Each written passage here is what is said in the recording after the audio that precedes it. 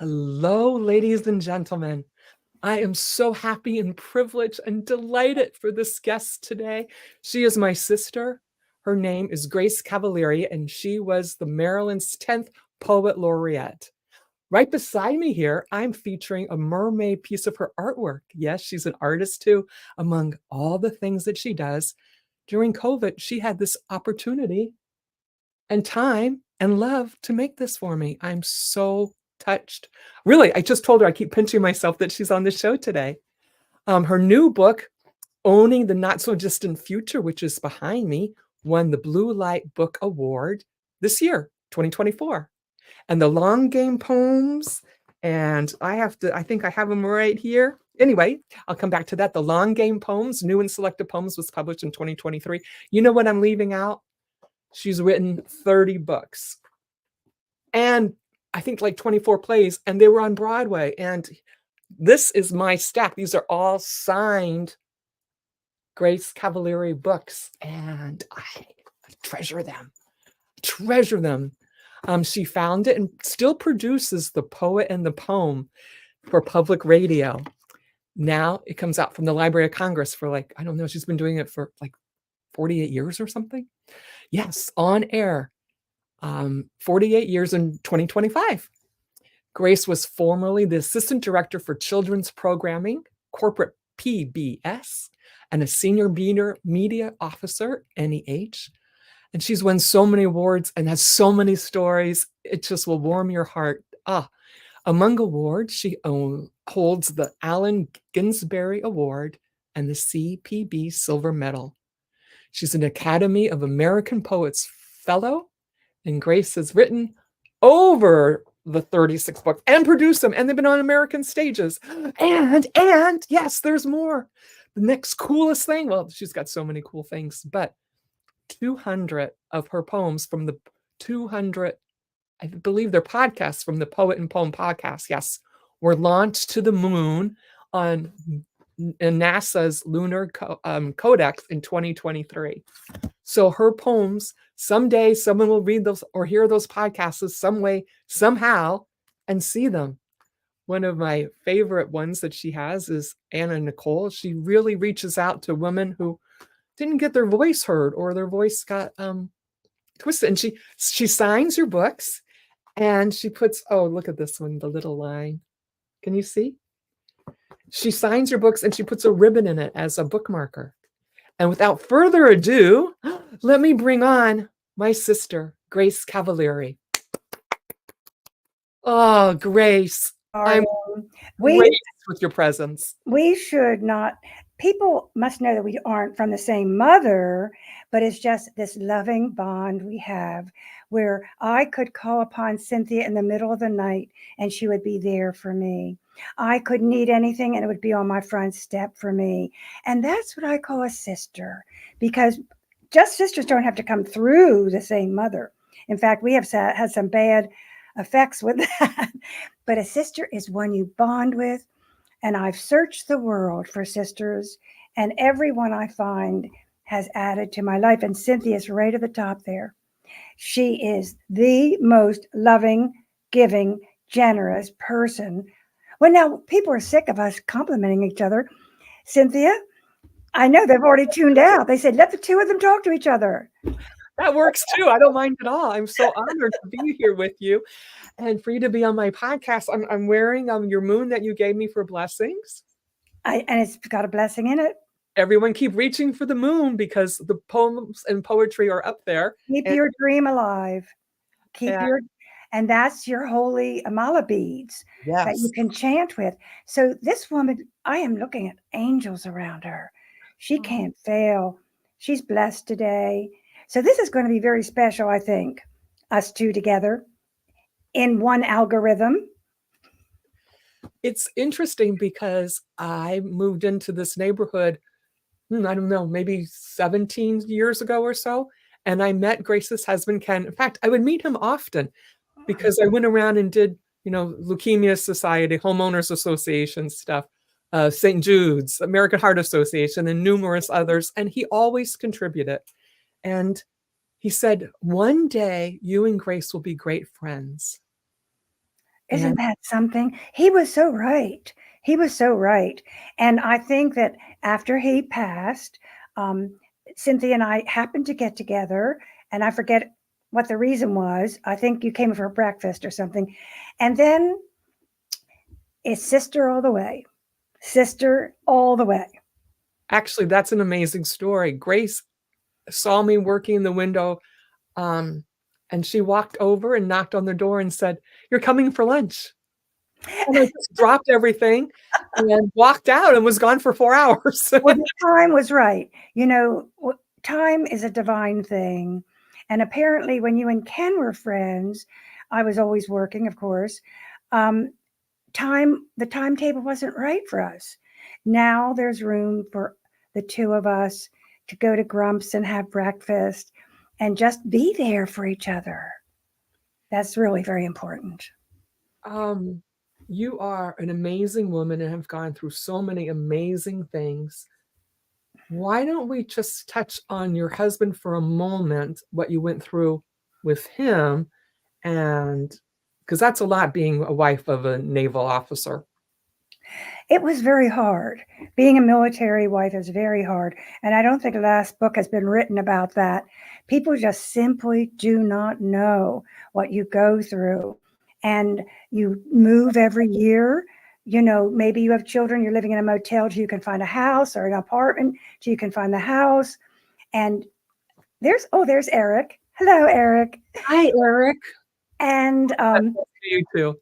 it's very important because the children are going from one school to another, and you have to make the family a nest so that it is entirely secure inside, so that the outside is not important, really. Whatever happens outside, we can deal with. So you keep that unity going.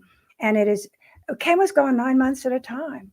And sometimes I was alone on an island with 4 children under 5 years old. You know, it was not easy, but you know what? Some of us really believed in the mission, and Ken believed in something bigger than himself. And we were very, very devoted to the Navy. We believed in it. You know, these people that go into the military and diss it don't bother me. You know, what would the world be without people who are heroes? And Ken landed on a carrier in the Black Ocean that looked like a postage stamp, as big as a postage stamp with no lights. Must have been, I bet he landed 800 or 1,000 times. And so the men have to close their hearts and become automatons to create these things. So it was a very interesting 25 years, and we were married 60 years.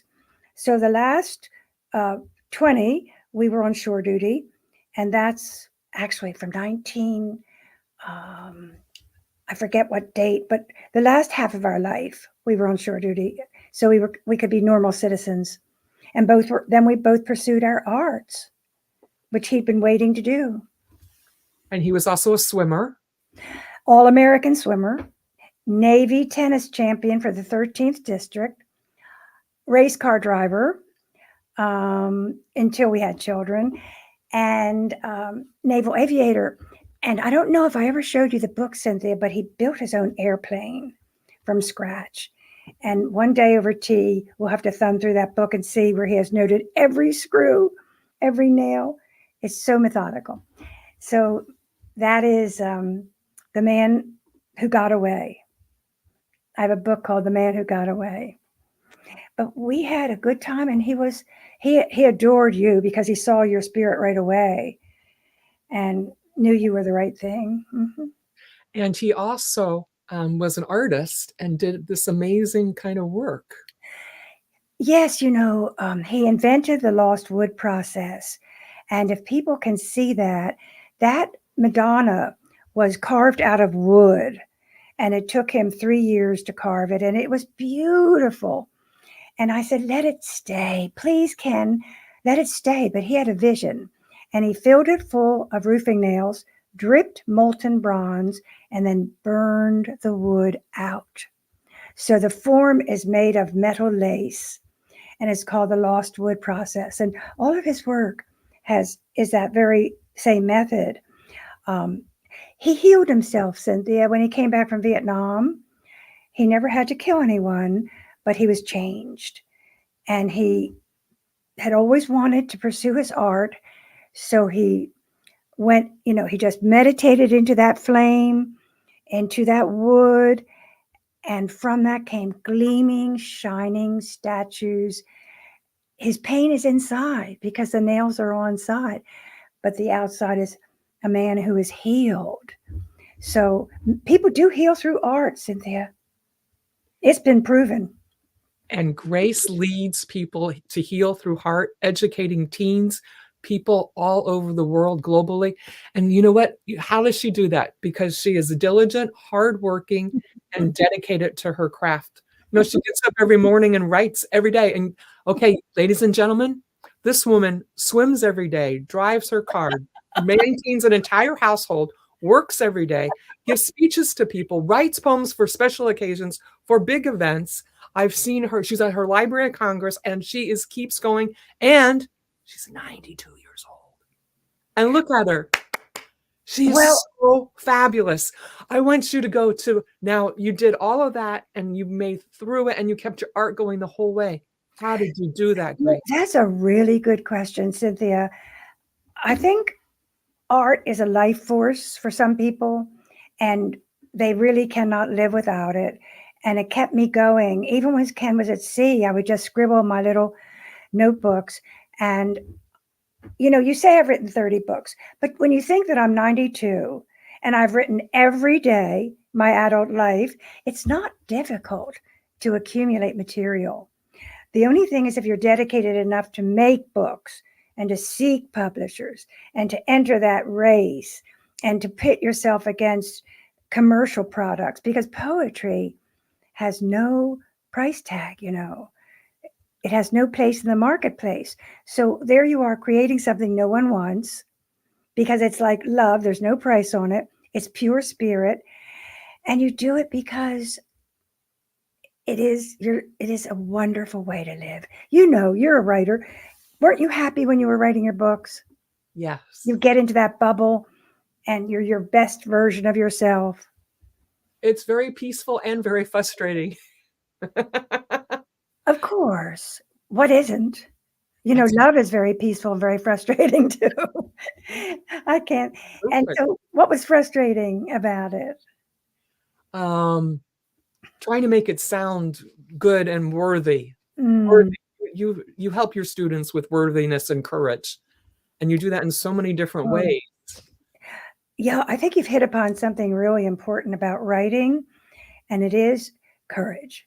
Anybody can use language, but it takes a lot of strength to put out your real feelings, to show your wound, to tell the truth, to take risks. That is what we teach. We don't teach language because everyone can write a sentence. We do teach the courage to say it. And you did in 2 books, probably starting your number 3, right? I am, yes. We have only 29 more to go to catch up before you're 92. You can do this. Bar high. You can do this. Wow. If it makes me live to 92 and work and be as wonderful as you are, I am game for it. Well, I think work is holy. And I do believe that it's in connection to the divine. Because to create something that didn't exist before is a holy thing. It's like being in touch with the divine. So our work is really, it should be fulfilling. Digging ditches is horrible and manual labor is horrible, but we've been given the luxury of doing a life of the mind. And that is much easier, I think, than working in a cafeteria or, we've all had jobs like that. I worked in retail after high school every day and college, and we've all had those kinds of jobs. But to have a profession that you believe in, I don't know what other people do without it, really. Your profession is absolutely about aesthetics. Is it not true that beauty in every form is what you market? whether it's in language, physicalness, or whether it is in your behavior. You do the bodybuilding contests, won 3 trophies this year. You did so much modeling in your life. That was all about physical beauty. Then you do this podcast to show off other people, to give them a platform. And that is spiritual beauty. And everything you do, when you give me something and the little bow is tied just right, or the plant is in a perfect pot, I say, oh my gosh, he spent so much time on this. Beauty, beauty, beauty, beauty, beauty. It's what you live for. It makes my heart sing. Yeah. And so you can't stand ugly. Mm-mm. Well, you can always find something beautiful in everything. That's what I mean. But I mean, you don't go toward anything, because once I told you to watch a program and you said it was too down. It was too down for you. Oh, yes, I think we agreed on that one. But I went right back and you didn't. Yes, well, you probably knew all the people involved, so you always do your due diligence and support everybody so nicely. Tell us about your journey to becoming Maryland's 10th Poet Laureate. I did not nominate myself. They have a panel, and people in the state nominate you, and then the panel sits around and talks about you. And I was really honored when Governor Hogan, at his inauguration, I was named Poet Laureate. And that was 2018. So I'm still hanging in there because Governor Moore has been very busy with the Key Bridge collapse and hasn't had time to appoint a new laureate, you can imagine.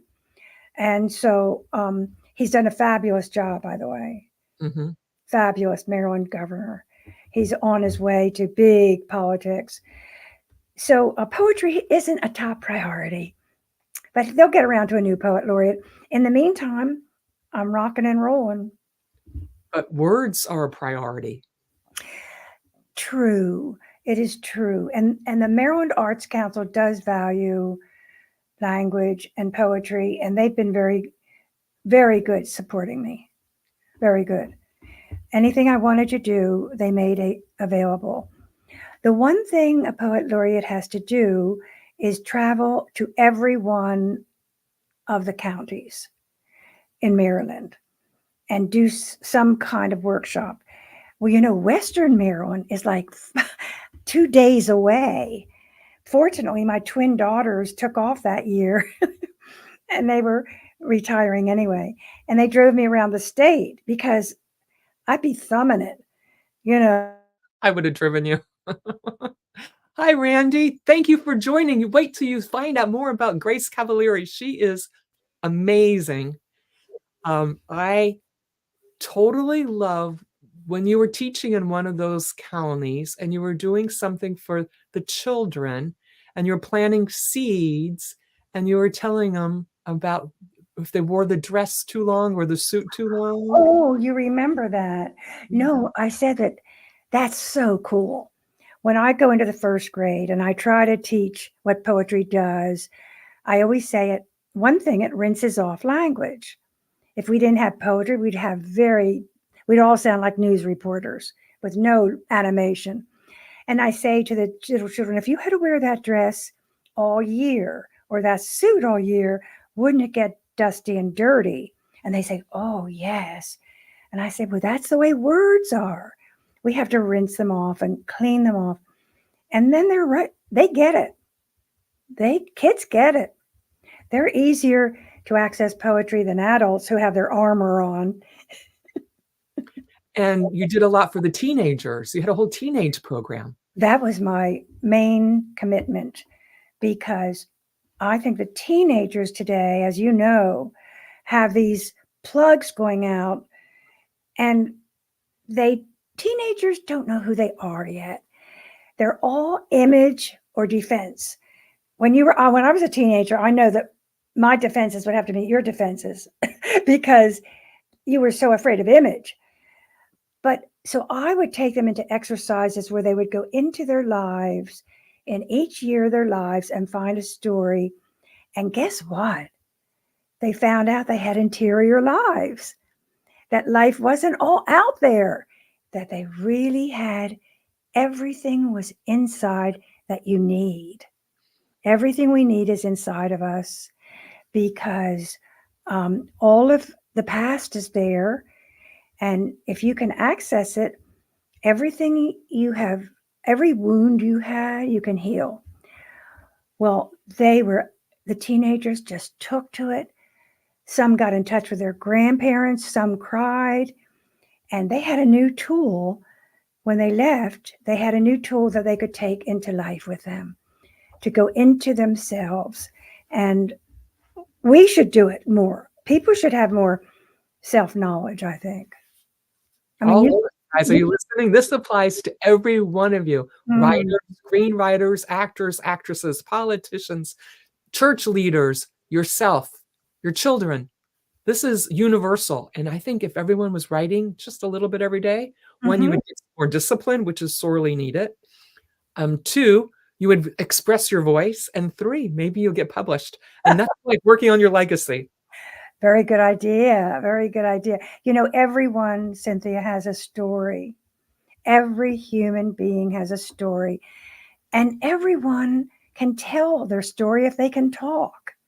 Now, your story is different from mine, and that's the miracle.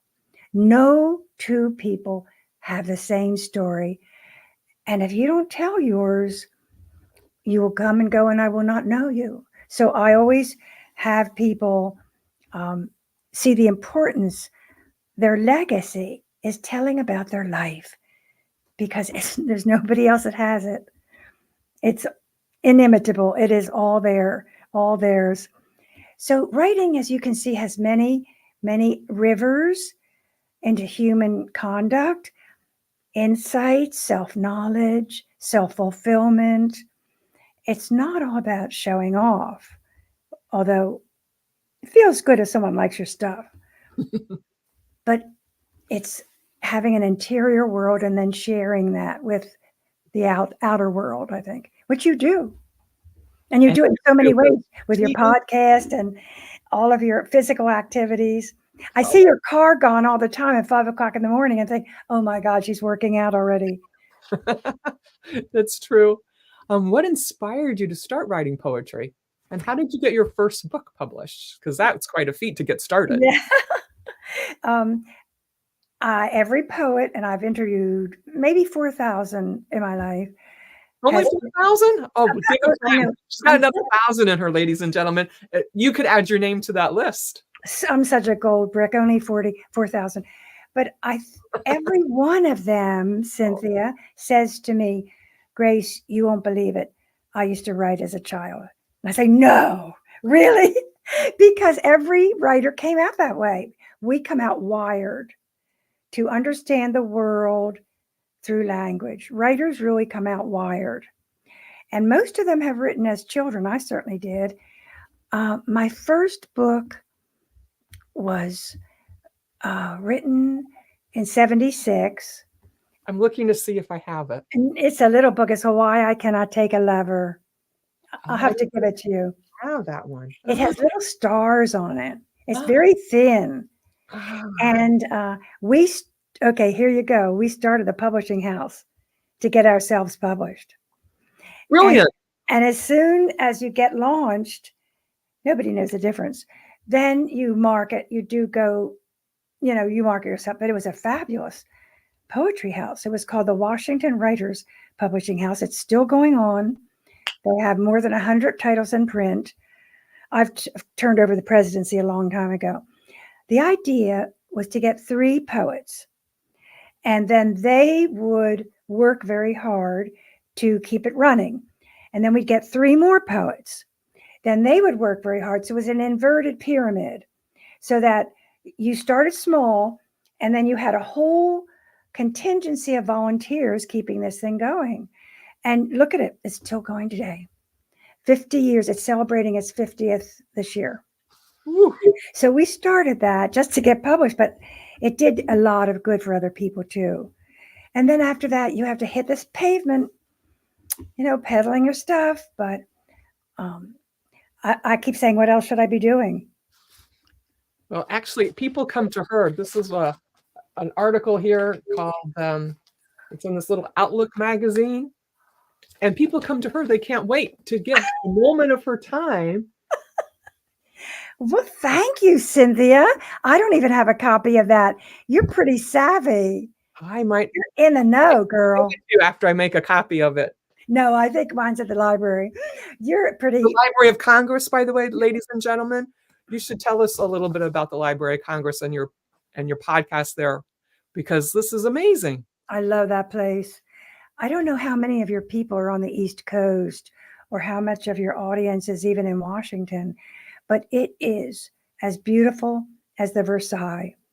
That building is as beautiful as any temple in Europe. And it is just, the ceilings are all frescoes and hand painted. So I started radio in 77 on public radio in Washington for 20 years. Then I took my program to the library to go national. And it's been there for 28 years almost. So I used to go every week, but then COVID stepped in and I started doing Zoom. So now it's a hybrid. I'll be going the 9th again, and then I'll be Zooming again. But I'm going to try to make it to my 50th year on air without interruption. Ken used to say, who could interrupt her? I love it. I love it. I love it. I love it. I love it. I love it. How about having your works launched to the moon on NASA's Lunar Codex? Just shoot me now. Just shoot me while I'm happy. No. I need you. A physicist who happened to be a poet got in touch with another poet I know who got in touch with me. And his whole thing is getting cultural materials into a launch. So we were in the first launch. It was called Lunar Codex.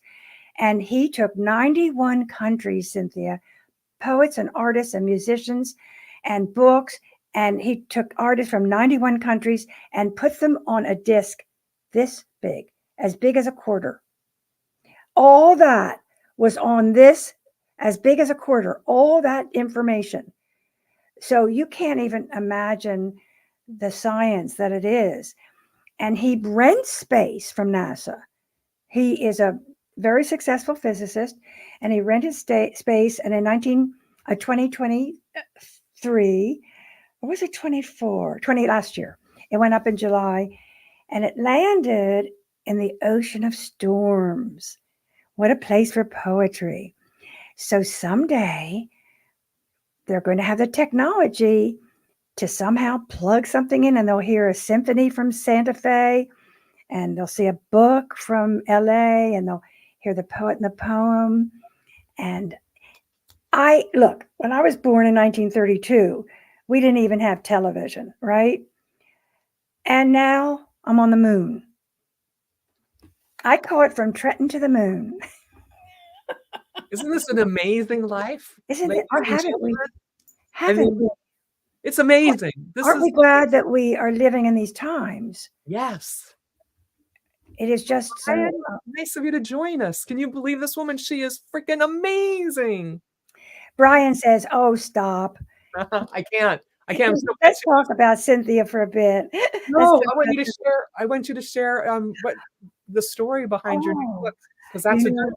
Owning the not so distant.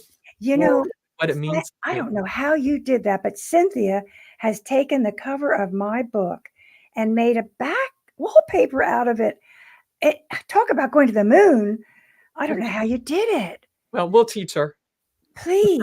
Oh, I would never be that sophisticated. Oh, yes, you are. Look at, you're on Zoom right now. Okay, ladies and gentlemen, how many 92-year-olds do you know that are doing their own podcasts every week and every day? And she teaches on Zoom every day, right? Just 4 days a week. Oh, excuse me. I broadcast the 5th day. And I swim every day. I think that's important. You work out too every day. And I do believe. Back to your book. Back to my book. Well, it's just what happened is the Blue Light Press. I had just had a big book published called The Long Game. I have to give you a copy. I don't know if you have it yet. It just came out last year, and I haven't even gotten orders. I haven't got my box yet, but it is new and selected. So it was like 300 pages. You own So these books, and I don't have that one. we better catch you up to date. I'll hand it over tomorrow. It'll be on your front porch. So, Actually, I did have it. I went to one of your readings and I bought it, but oh, there was only a few there. And the girl in front of me really wanted it, and she wanted it signed by you. And I figured I could always get one. So I gave her mine. And then she went and got it signed by you. That's what happened. so that I remember that distinctly. So like you. Absolutely. That's so typical, Cynthia. But back to the new book. Yes. Well, anyway, Blue Light Press asked me for a manuscript. Oh my gosh. I had just put out 300 pages and I had to go past through the files and find poems that had not been published.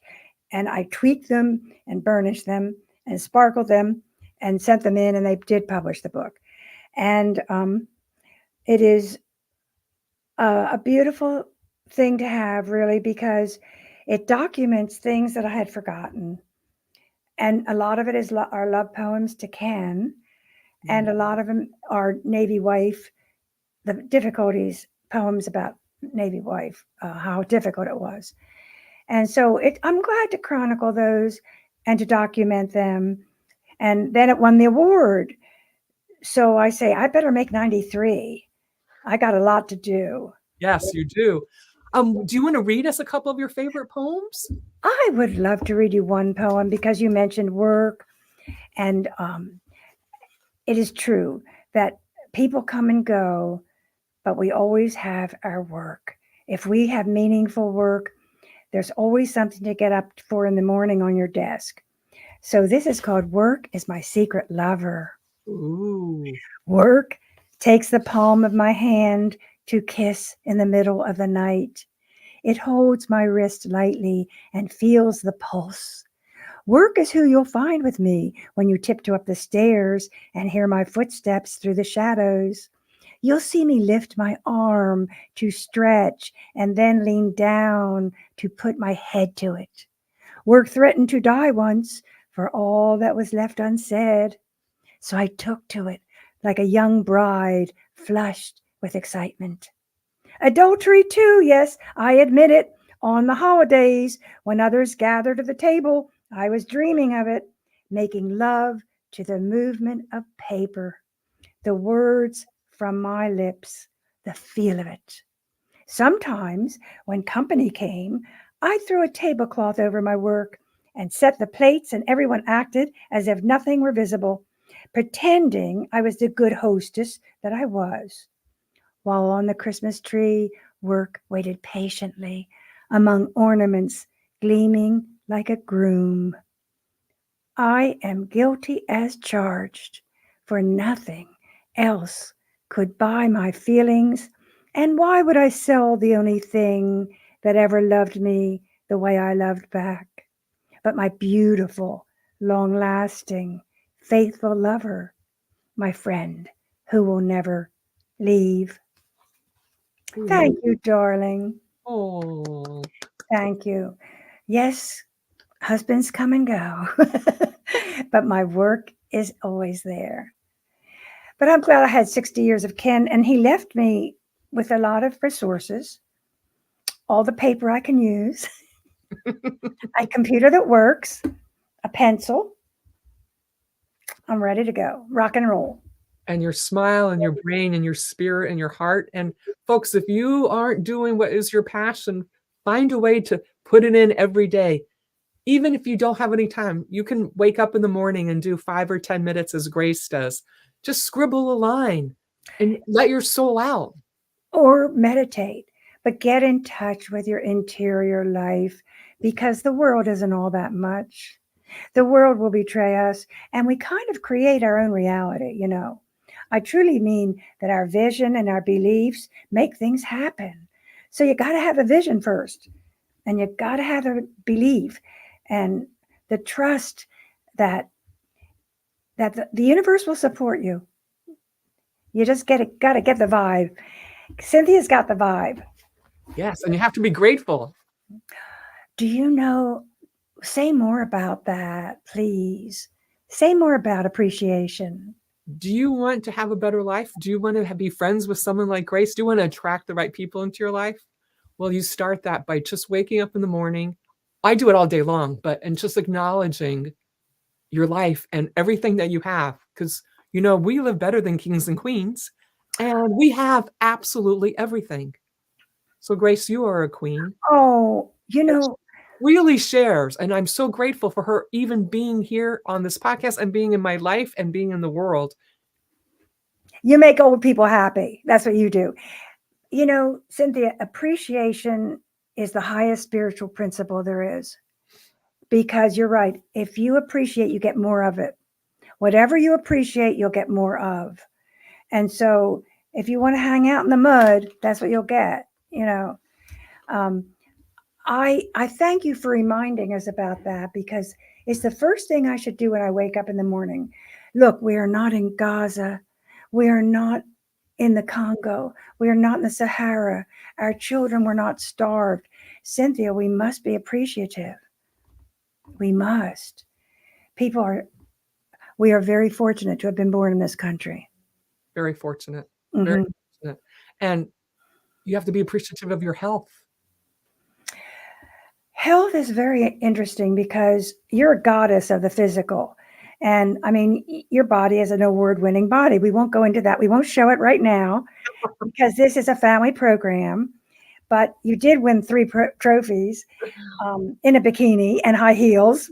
Just saying. I did. I just hung my bikini up for the duration. But you swim every day.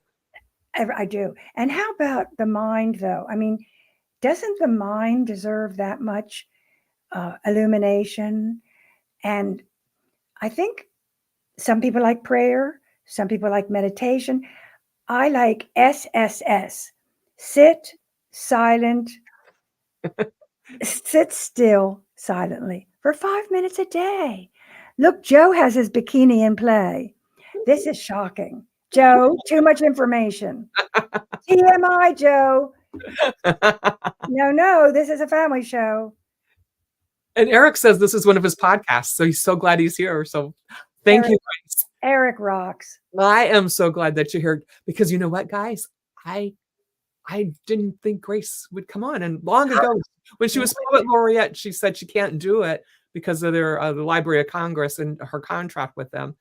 And then I don't know why, but It must have been like, what are you doing on Wednesday? And she looked, and for once there was an opening, like magic. The universe was looking out for us, and it said, "Grace is cracking me up. You are cracking me up. We have to go have a hamburger soon. I would love to continue this conversation because you're a wild child, Cynthia. Just like you. Calm down. Calm down. Tell us about your experiences working as the assistant director for children's programming. The old Library of Congress excuse again. You know this, Joe. Do you know Joe Ingram? Yes, he's fabulous. I was going to say, is he? He's got a great sense of humor, and he's very active and very supportive, and he's very, very smart, and he's very aligned with us. Well, I hate to have him in a bikini, though. That is a little embarrassing. Oh, I don't know. I think it'll be fun. Well, anyway, he can go topless. Yeah, he can. He can. Joe, settle down. Well, I put WPFW on the air in 77. I quit teaching at Antioch to raise money to put a new FM station on the air so that we could get poetry on the air and jazz. And so I was there for a few years. Of course, nothing I did made any money as a poet, and certainly WPFW didn't pay us anything. So I had to I had 4 kids, and it was about time for me to get a straight job. Ken was pretty nice. I got a job, my first job as playwright in residence at Antioch College. I came home and I said, Ken, I finally have a job. I'm going to make $1,000 a year. And he was so happy he bought me a Porsche to go to work. I love it. He was so happy that I was going to be an income earner. What color? Yeah. Oh, it was red. Are you kidding me? It was red. Woo. So after WPFW and Antioch and all these poety things, I saw an advertisement that PBS was looking for someone who had radio experience because television was just going into simulcast, which meant that radio would be duplicating the same visual. So I thought, this has my name all over it. And I had a degree. I had two graduate degrees in education. So I big dealed my way through there. Bought myself a designer suit and got some high heels. Went to the Limited and got a pair of earrings and just sold myself. So it was a beautiful job, helping to produce new children's programming. I was there at the beginning of Reading Rainbow, which you probably were born on. Probably saw that. I agree. Joe, I agree. Rap is it. I am a big rap fan. Big. Not the bad guys, not the gangsters, not the bad people. When it was starting to diss women and everything. But I think that you are right. Rap is the new poetry. So anyway, we did children's programming. I was in charge of the daytime schedule, which meant I had to fill it in with programs because the daytime schedule went to all public radio. Mm-hmm. And then we had prime time, which was another department. So that was great. And then media is like a turnstile. It is no other, there's no place else that moves people so fast, in and out. So they restructured and they brought in a commercial person from children's programming, which broke my heart because PBS was starting to go commercial. You see, when I was there in the 80s, they didn't have any advertisements. It was pure. They wanted to be the fourth network. So they were going more toward that thing. And so I became a consultant for the arts. And then I was so depressed because I was like, I didn't have my secretary anymore and my expense account, and I couldn't fly to New York on Fridays. So bad. So I was depressed and I went to bed and I got a phone call from the National Endowment for the Humanities that said they would like to begin funding children's media, and would I come head that department? Got back that designer suit, got on those high heels, went and did it. And I was there for 5 years and was able to get some poetry on prime time. We gave millions of dollars to programs. And I found out that $1 million wasn't all that much. Oh, and I funded one program. And then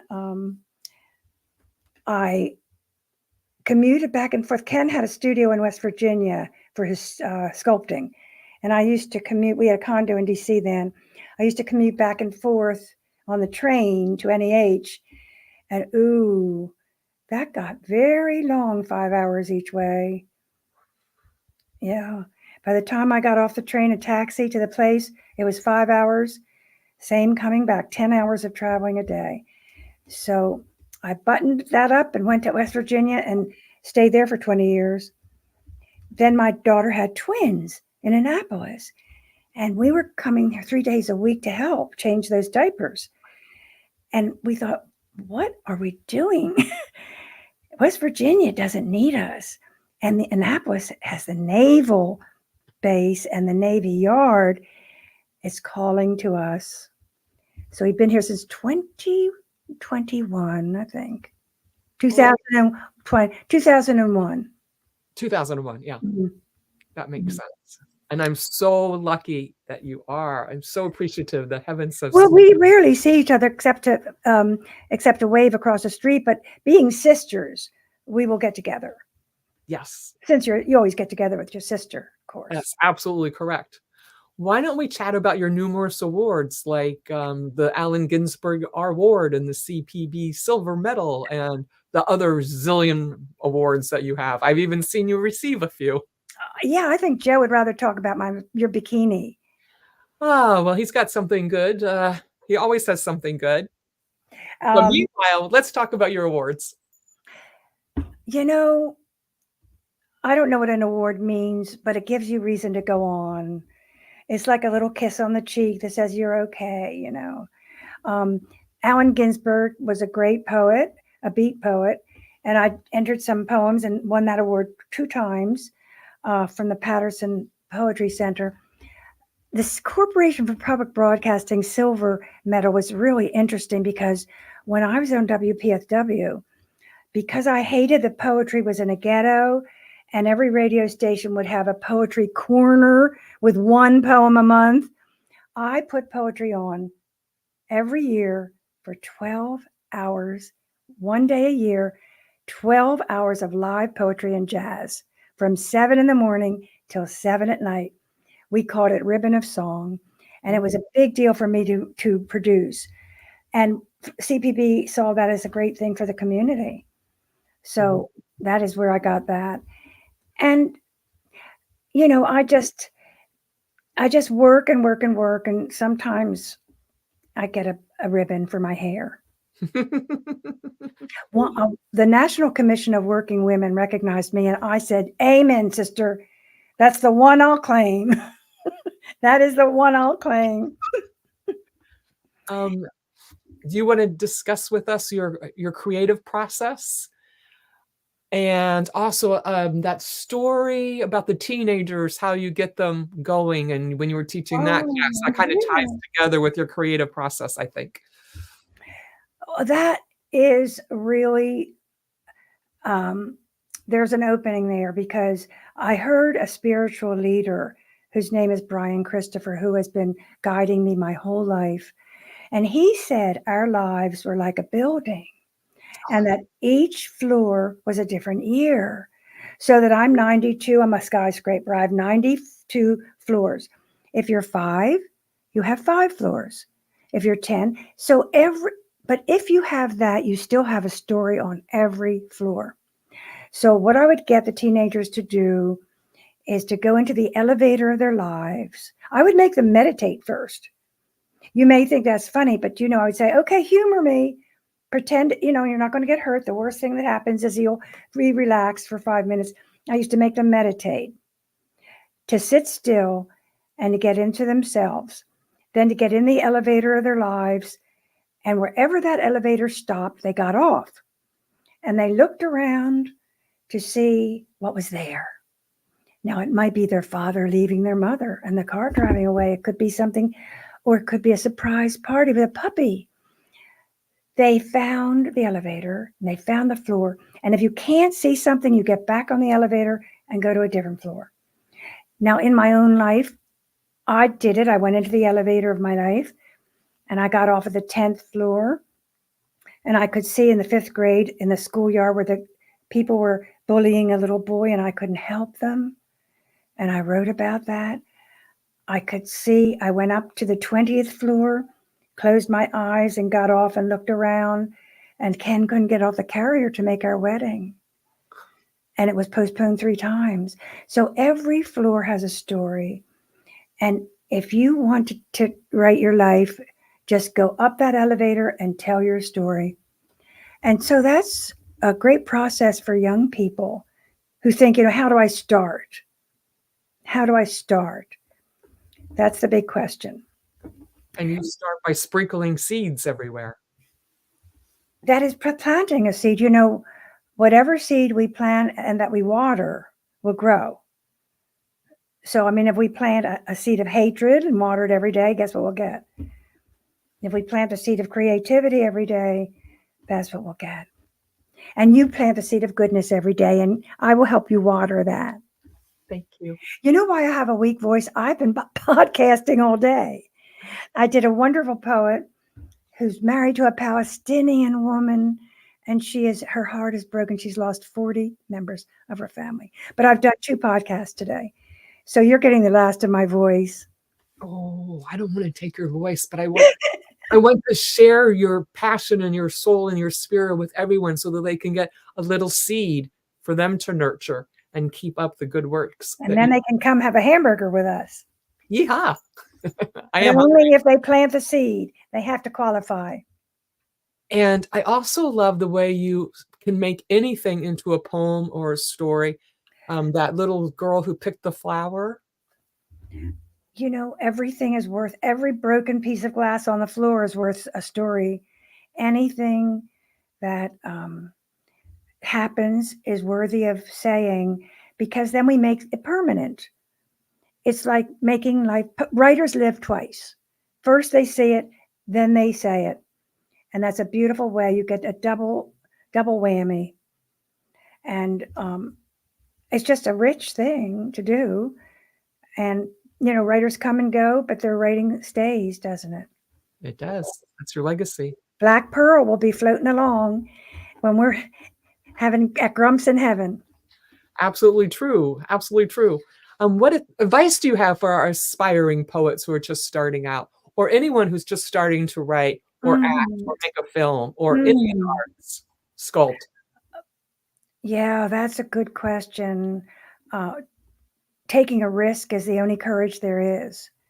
And not taking a risk, you'll never do it. I think that people think they have to sit down and just write. You can't make soup without ingredients. So you go through the day and writers see a green tree with light on it, and they might jot that down. And they might hear somebody on the elevator say something. They might jot that down. The writer is a funnel. All day long, listening, noticing, hearing, watching, and scribbling. So you get a bunch of images you throw on your desk at the end of the day. And when you get a feeling to write, and for poetry, it's mostly kind of a melancholy feeling, an inside feeling. All you have to do is get a topic and then look through those fragments on your desk. Because guess what? They all came from you. So they're all going to be meaningful. They're all going to have some odd connection. So I believe that it's very practical to collect images all day. If you know a writer, you see them suddenly writing on a cocktail napkin or the back of a matchbox. They keep little spiral notebooks in their pockets. Collect images. You can't write without ingredients. That's my firm belief, Cynthia. It's a good one. It's a good one. And don't forget to add a little sugar, a little honey, a little spice to your story. Top. Yep, you got to have it. You got to have a little humanity. How about a little bit about your plays and the impact on American stages, and maybe your Anna Nicole? Maybe no one remembers Anna Nicole Smith. I wonder, because she was a bimbo, but she was my bimbo. I loved her. She was a Playgirl bunny. She was a guest jean model. And the men just filled her full of drugs, then propped her up and made her a buffoon on a reality show. It just burned me up, really. When she had her baby and she was on television, I saw her beautiful cheekbones and she had no makeup on. And I saw how she was the real Anna Nicole, what she could have been. So I wrote a play which vindicated her. It was called Anna Nicole Blonde Glory. And the book of poems is called just Anna Nicole. It was off Broadway, and I gave her everything she wanted. I gave her a doctor. I gave her a baby. I vindicated her. What I did in the play was show the handlers and how they distorted her life and how she almost had a chance. I had one scene where a photographer knew what she really could be like and asked to take her picture as in a simple picture of her real person. And she was so thrilled that someone really saw her. And then in the play, her manager just tears up that contract. So I did imagine these things, but they were based on her life. And I've had 4 plays about famous women who the world has not acknowledged. And I felt I wanted to rescue them. So I did. It didn't cost me anything but a couple years of my life. And name your other 3. Well, Harriet Powers was the first slave who had a beautiful quilt that was not lockstep. It was Picasso. She was a genius. And it's hanging in the Smithsonian. Mm. And there are other quilts in the Boston Museum of Fine Arts. And the Smithsonian commissioned me to write a play about her because we didn't know anything. We only knew that she was married, she had 5 children, she lived in Athens, Georgia, and she had made this quilt.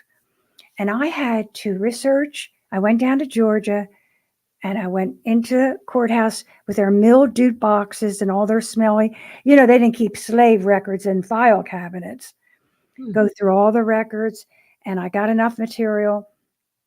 And I had to answer the question, why would a woman sell her spelled quilt that healed people for $5? And that's what she did. That was fact. And my only imagination could come up with to save a child. That's the only transaction I could think of.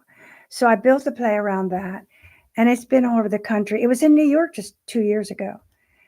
And so I feel these women. I dream of them. They thank me. They thank me. Yes. Now you know that I'm bonkers. No, I know that the character came to you and Yeah, came through me. You embodied them so that they could have their voice. And I did Mary Wollstonecraft, the first woman in the 1800s who wrote The Vindication of the Rights of Women, and men burned her in effigy because they didn't want her to start a school for girls. That's all she wanted to do. So I wrote a play about her, and another play about a woman. I was looking up 18th century authors, and I saw all these men. And I thought, well, this is very interesting because Madame de Staël wrote 40 books, and her name 40. And they were plays, books, treatises. She helped unseat Napoleon in France. She was part of a political party that undermined him and got him out. But who knew who she was? So I spent a year researching her and got a play out of that, and a book called, what is this called? Oh, The Secret Letters of Madame de Staël. Wow. Well, we've surely burned up this hour. I know. I have so many more questions, but do you want to talk about Life on the Wicked Stage real quick? Oh, that's my memoir. Oh, yes. So if you want to know more about Grace, that's a picture from 1979. Oh man, I would recommend this one first. I recommend being that young again. That one is when Ken died. I thought, I have all these memories. I can't hold on to them. I'm going to lose them. So every day I sat down and just put one thing down. Maybe it was not chronological. I didn't start at birth. Maybe I started at PBS. I thought, what did I do at PBS? And then I wrote that chapter. I thought about the time Ken and I were invited to the German embassy because they were taking Sesame Street, and that was one of my programs. So we were so happy to go to the German embassy, and we were welcomed, and they were so charming. And Ken said, how did you sneak all this art out of East Germany? And it was dead silent. We were in the wrong embassy. We were in the East German embassy. It was dead silent. Ken and I just picked up our coats and walked quietly away and went home and had a big martini. It was a terrible moment, really, because it was dead silent. That was when in the 80s, before the wall came down. Yeah. And we didn't know, because I think like the invitations say GDR and DRG, and we didn't know which one was which. We thought we were invited to the Western German. So that's in my memoir, and little things I remembered about sticking our feet in our mouths. So thank you, Cynthia. We will continue this across the street. Wonderful. What would you like to leave our audience with? By the way, I looked at Amazon, and actually 36 of her books show up. So, a couple of them are duplicates. They're in softback. They're very affordable. They're amazing reading. And remember to listen to your soul, because it's your nature to listen to that voice inside of you. I think I would like to leave with that, if you don't mind. And it's your nature to be amazing, Grace. Well, let's open that champagne. Thank you, my sister. Thank you all for joining. Share it out. Tell everyone about her because she dropped some beautiful nuggets, little seeds that you can plant in your own life to live your best life. Oh, rock on, Cynthia. Because you are amazing. We are all amazing. Yes, we are. See you next time.